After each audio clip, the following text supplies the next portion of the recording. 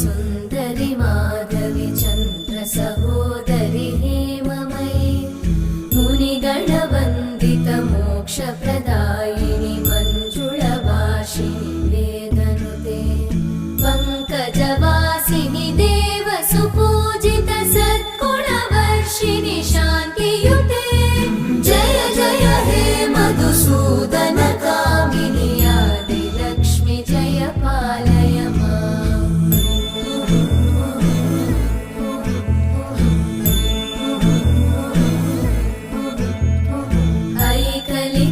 ऐकलिकल्मषनाशिनि कामिनि वैदिकरूपिणि वेदमये क्षीरसमुद्भव